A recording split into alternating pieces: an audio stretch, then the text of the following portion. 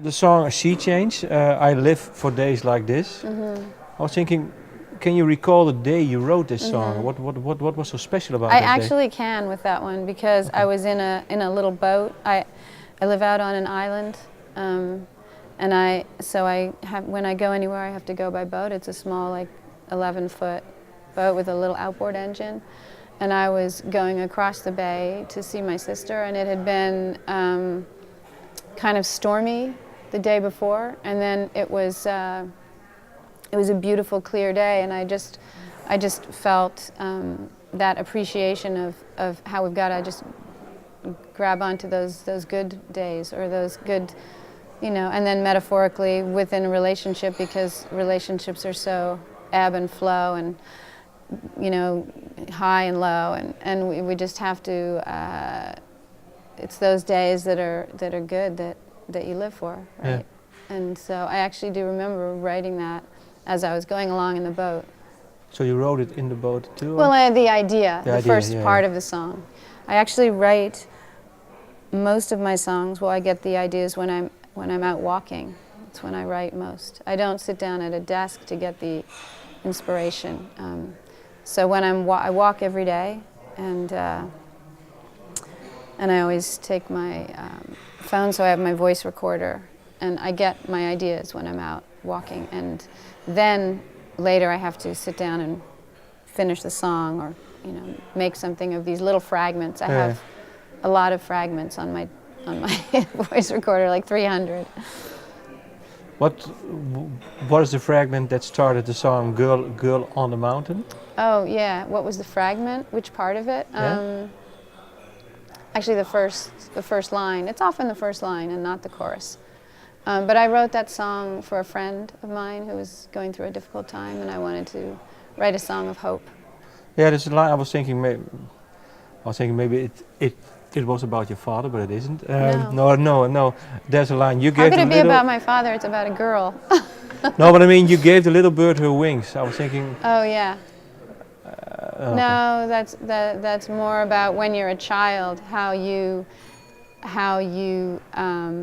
Thinking someone who looks after you. That was my. Right, yeah. right. It's about remembering when you were a child and you had that strength in yourself and that courage. Okay. Well, you said it's a breakup album. It has. No, it's actually not a breakup album. I think the next one will be the breakup album. Okay, it's true. This was this was the attempt to salvage something. Okay. Yeah, how hard was it? When the breakup was there? How hard was it did you finish this album before you had the breakup? How hard was it then to listen to this album? It's actually not hard for me. Ironically, this record is the first record that I've ever made that I want to listen to, which usually I make a record and I don't really listen to them. How come? I don't know. Sometimes I'm not entirely satisfied with all the choices. This record, I actually put it on and I enjoy it. I think really it has to do with the production. And can you listen to the lyrics? Yeah, of course. Yeah, okay. I mean, I play them all the time, and now I'm going to go on tour and play my songs, so I have to be able to live with them. Okay. And there's another song, "Lie Down in the Bed You've Made," that you go back and say, "I can hear my mother say." Yeah. Was that what she said? Was it something important to you? Well, I realized that maybe that doesn't translate too well. There's an expression in English. It's "You've made your bed, now lie in it." That's an expression. Oh, okay. And what that means is basically you've committed to this, so stay with it, and that's an expression. So that's where I took that song from. Okay, and is it there's a song, or maybe it's something to do with the sea change, and maybe "I'm Air." It's also they have the same feeling. Yes, yes. For a moment, I was whole and complete. Yeah, that's a song. "I'm Air" was a song about You know, I think enlightenment is something that you only just, well, me, I can only speak for myself. I only get little glimpses of it. It's, you know, and that's a song about actually how I realized that to be vulnerable is in a way a lot stronger than being strong, than being tough, and because when you're trying to be strong, you're putting walls around yourself, and when you're vulnerable, you're open, and so you are exposed, and you're able to look more deeply at who you are, and you're able to engage more genuinely with life and with other people, because you're not building up a wall of protection, and that's a really hard thing to do, and it's something that I realized, but I'm still working on. Yeah, but I think when we started this interview, that you said, well, you as a songwriter, you have to do it more, so you have to be more vulnerable to. Yes, you do. You do. Yeah. So it's a constant challenge to me, because I feel that to make art in general, you have to be raw. You know, you have to be open, and you have to tell the truth. Right. And so sometimes that's not easy to go to those places, or even if you can go to those places, it's maybe not easy to share that with the world. But those are the songs that have been the most valuable, I think. And those are the songs that people come to me and say, thank you, you know, for writing that, because it meant something to me. It made a difference in my life. And so that's what you have to keep making yourself do as an artist. Can you tell? And that comes back to the archaeology thing. Yeah. It's like, you know, going down deep and going to the real stuff, even if it's uncomfortable. Can you tell what song might fulfill that role on this album for maybe? Well, I hope that all of them do. Okay. You know, that's always, whenever I write a song, that's always my mission. In Sea Glass, you sing, "I often am misunderstood." It's something that is it only in this song in a specific situation, or is it something that you? Yeah, I was kind of talking about situations where maybe you go in there and you try to, if someone's done something that upsets you, you know, I tend to go and talk to them about it and want to know why, what happened, and you know, that's my, it's my good strength and weakness in a way, because I always want to know the truth, but sometimes that disrupts somebody's, I don't know, a lot of people like to just bury stuff and let it go. You know? Maybe build a wall. Maybe. No, that's, yeah. It could be. Yeah. What was, the album is called The Way It Feels. When during the recording of the album did you come up with this album title? Oh, the titles I always come up with right at the very end, like, you know, right down to the wire when it's time to do the artwork and I need a title. It's a tricky thing for me to sum up a whole body of work, of songs, and come up with one title. So I just wanted it to be really simple this time, just really simple and straightforward. And you know, that's what music is. It just describes the way it feels. And do you still recall the first time you had the idea in your head? Well, we should call it this way. What inspired it? Yeah, I was just, well, like I said, I mean, it's just about listening to the record as a whole, yeah, and saying what title describes this music. It's challenging. I don't know. I'm never quite sure if I found the right title, to be honest. And do you think now?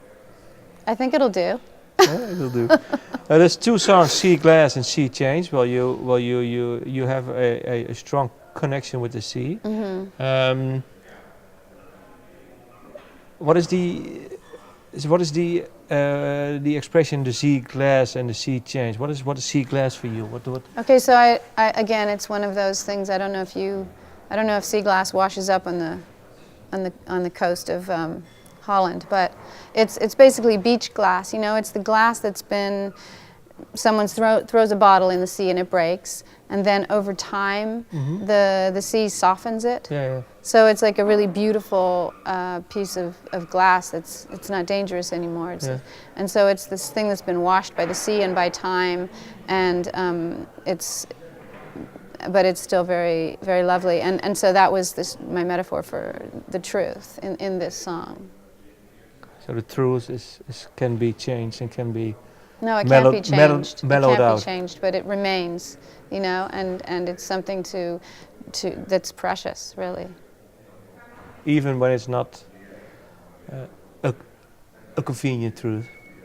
Of course. I mean, the truth is really, for me, it's the only compass, you know? Sea change. What is the? Well, we talked about that, didn't we? Yeah, but I mean the sea. So the sea change is, you know, I live on the sea, and so even out my kitchen window, I'm seeing it all the time, and it changes. The color with the sky, you know, reflecting in it, it changes, or the wind changes the texture, it changes the volatility. It's ever changing, and so. Again, it was a metaphor for the way relationships go through different changes and from day to day. And but the last song on the album is called Moon River Days. Who was the song about?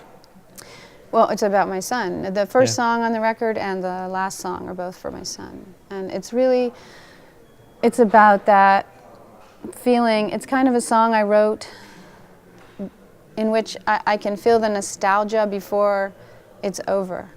It's hard to explain, but so again, it's about what I was saying about how, you know, letting go and realizing that childhood is so brief. And my son is well, he was 10 when I wrote that, and I realized that just around the corner he's going to be a teenager, and you know that's a very big change, and he's probably not going to want to hang out with me as much. And so it's that bittersweetness of your child growing up, and so I'm just trying to enjoy the moment. Does he know these songs are about him? He does, yeah. And yeah. What does he think? Is it something for you that's actually natural? Actually, it's interesting because I played Treehouse Live a year ago on my tour, and he was in the audience, and I said, "This one's for my son." And he said afterwards, it was so sweet, he said, "Mommy, that song made me cry for some reason." And so, I mean, kids, you know, they feel things deeply, just like we do, and really deeply. So. Did he tell what moved him in the song? No, he just said, I said, "Well, did you like it?" And he said, "Yeah, I liked it a lot, but it made me cry." That's good. Yeah. Well, that's something that you want to achieve with your songs, but if you can achieve it with your own kids, then hopefully it's a good. I don't know. I think it is. Like we were saying, you recorded it in Charleston with Josh and Jay. What was the last song you recorded with them? The last song was Women's Hands. And once that recording was finished, what did you think? Well, now, was it... I didn't want to stop. I could have done way more. Yeah? I just enjoyed, you know, when I was in Charleston and we were recording, and I was sitting in that room, and they were putting amazing parts down on my songs, and I realized that to me is total happiness. You know, it's not about about finishing it, or having the finished product, or taking it out. It's that process of being in the studio when you're with talented musicians and they're helping you to bring your songs to life. It's the ultimate. Yeah, I really enjoyed it. Did they change maybe certain things, certain arrangements, or maybe song structures or lyrics they talked about? No, I mean very slight changes in the structure sometimes, like maybe, you know, adding an extra chorus at the end or things like this, little structures. But I pretty much have the songs. I like to have my songs complete when I go into the studio, so that I can play them on the acoustic guitar and they're a finished song. Thank you for your time. Thank you. Thank you.